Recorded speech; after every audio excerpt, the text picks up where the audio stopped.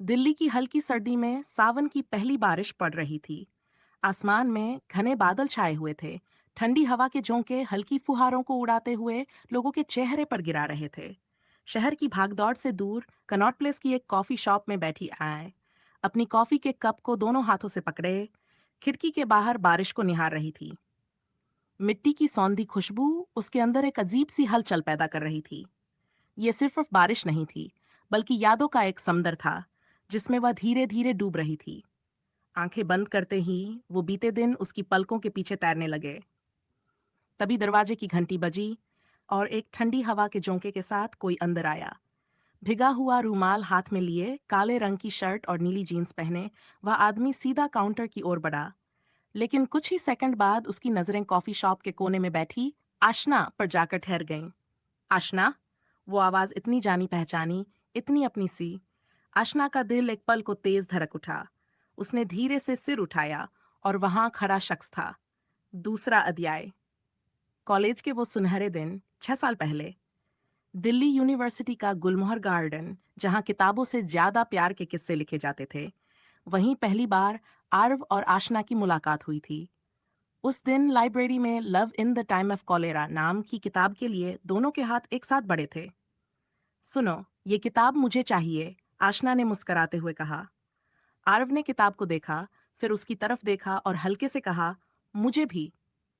पर मैंने पहले देखी थी, आशना ने जिद की। आरव मुस्कुराया। ठीक है, पहले मैं पढ़ लूं, फिर तुम्हें दे दूंगा। आशना को यह लड़का अजीब सा लगा। किताबों में डूबा रहने वाला, कम बोलने वाला, लेकिन आंखों में गहरी बातें छुपाए रखने वाला।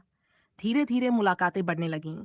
कैंटीन में साथ कॉफी पीना, लाइब्रेरी में साथ पढ़ना और कभी कभी यूं ही बिना वजह बातें करना उनकी दिनचर्या का हिस्सा बन गया। एक दिन क्लास खत्म होने के बाद दोनों गुलमोहर गार्डन में बैठे थे। हवा में गिरे गुलमोहर के फूल बिखरे पड़े थे।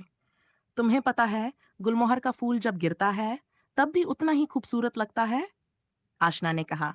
आरव ने उसकी तरफ देखा। शायद इसलिए क्योंकि ये जानता है कि गिरने के बाद भी इसे कोई न कोई देखेगा और उसकी खूबसूरती को महसूस करेगा। उस दिन आशना को पहली बार महसूस हुआ कि उसे आरव से प्यार हो गया है। तीसरा अध्याय। प्यार की परीक्षा। प्यार जितना खूबसूरत होता है उतना ही कठिन भी। आरव एक साधारण परिवार से था, जहां जिंदगी का हर फैसला सोच समझकर लिया जाता था। दूसरी ओर आशना एक अमीर घराने की बेटी थी, जहां सब कुछ मनचाहा मिल सकता था, बस प्यार को छोड़कर। एक शाम कॉलेज फेस्ट के बाद दोनों झील किनारे बैठे थे। अगर मैं कहूं कि मैं तुमसे शादी करना चाहती हूं तो, आशना ने पूछा। आरव ने उसकी आंखों में देखा। तो मैं कहूंगा कि ये इतना आसान नहीं है, आशना। तुम्हारे घर वाले कभी नहीं मानेंगे। तो क्या हम हार मान लें? आरव ने एक लंबी सांस ली। मैं तुमसे बहुत प्यार करता हूं, लेकिन प्यार कभी कभी काफी नहीं होता। आशना का दिल डूब गया। कई दिनों तक दोनों के बीच खामोशी छाई रही। फिर एक दिन आशना ने अपने माता पिता से बात करने की हिम्मत जुटाई, लेकिन उनके शब्दों ने उसके सपनों को चकनाचूर कर दिया। तुम्हें जो चाहिए वो मिलेगा, लेकिन वो लड़का नहीं। आशना के पास दो रास्ते थे। या तो अपने परिवार को छोड़कर आरव के साथ चली जाए, या फिर अपने प्यार को दिल में दफन कर दे। उसने दूसरा रास्ता चुना। आरव से बिना कुछ कहे, बिना कोई अलविदा बोले, वह उसकी जिंदगी से चली गई। चौथा अध्याय। अधूरी मुलाकात। अब 6 साल बाद वह उसके सामने खड़ा था। कैसी हो? आरव ने धीरे से पूछा। आशना ने हल्की मुस्कान के साथ कहा, अच्छी हूं। तुम कैसे हो? ठीक हूं। बारिश बाहर तेज हो रही थी, लेकिन उनके बीच एक अजीब सी चुप्पी थी। उस दिन के बाद तुमने मुझसे कोई बात नहीं की, बस चली गई। आरव की आवाज में हल्का दर्द था। आशना ने नजरें झुका ली। मुझे लगा था कि तुम समझ जाओगे। क्या? कि मैं तुमसे बहुत प्यार करती थी, लेकिन मजबूरी के आगे हार गई थी। आरव ने उसकी आंखों में देखा। अगर उस दिन मैं तुम्हें रोक लेता तो क्या तुम रुक जाती? शायद हाँ। आरव ने एक गहरी सांस ली, फिर धीरे से पूछा, और अगर आज मैं तुम्हारा हाथ पकड़ लूं तो क्या मेरे साथ चलोगी? ये सुनकर आशना की आंखें भर आईं। क्या अब भी देर नहीं हुई? उसने कांपती आवाज में पूछा। आरव ने उसका हाथ पकड़ लिया। अगर प्यार सच्चा हो तो देर कभी नहीं होती। पुरानी यादों का नया मोड़। बारिश की बूंदें अब भी गिर रही थीं, लेकिन इस बार वह सिर्फ आसमान से नहीं, बल्कि उन दोनों की आंखों से भी टपक रही थीं। कुछ खुशी के आंसू, कुछ बीते लम्हों की कसक। आरव ने हल्के से आशना का हाथ थाम रखा था। 6 सालों की दूरी जैसे इन कुछ पलों में मिट गई थी। चलो कहीं बैठते हैं, आरव ने कहा। कहाँ? जहां हमारी अधूरी कहानी पूरी हो सके।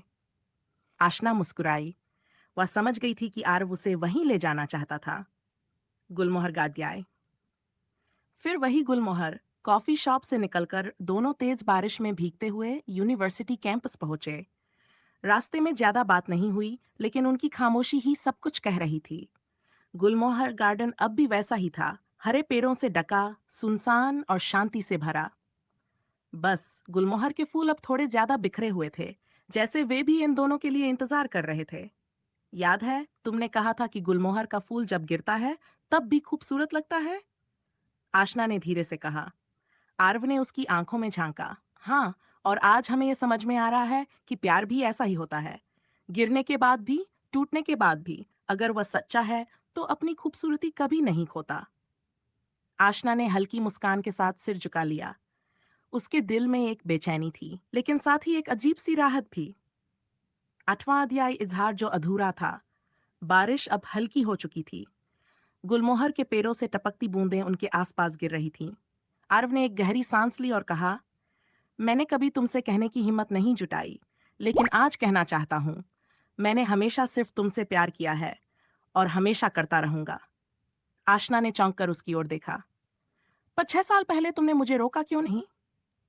उसकी आवाज में हल्का दर्द था। क्योंकि मैं चाहता था कि तुम अपनी मर्जी से मेरे पास आओ, और अब जब तुम मेरे सामने खड़ी हो तो मैं तुम्हें जाने नहीं दूंगा। आशना की आंखों में आंसू थे, लेकिन इस बार ये आंसू सिर्फ दर्द के नहीं थे। ये खुशी के, राहत के आंसू थे। और अगर मैं कहूं कि मैं भी हमेशा तुमसे ही प्यार करती आई हूं, उसने धीमी आवाज में कहा, तो मैं कहूंगा कि देर से सही, पर इजहार तो हुआ। 9वां अध्याय प्यार की जीत। बारिश अब रुक चुकी थी। हल्की ठंडी हवा चल रही थी। गुलमोहर के पत्ते सरसराहट कर रहे थे, जैसे वे भी इस अधूरी कहानी के पूरे होने पर खुशी मना रहे हों। आशना ने हल्के से आरव का हाथ थामा और इस बार खुद को रोकने की कोई कोशिश नहीं की। तो अब क्या हमारे पास कोई अड़चन नहीं आएगी? आशना ने मुस्कुराते हुए पूछा।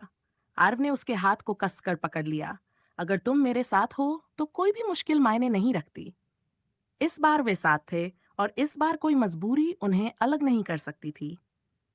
गुलमोहर के पेड़ों ने एक और प्रेम कहानी की गवाह बनकर अपनी शाखाओं को हल्के से झुका लिया, क्योंकि कुछ प्यार कभी खत्म नहीं होते, बस उन्हें अपनी पहली बारिश का इंतजार होता है।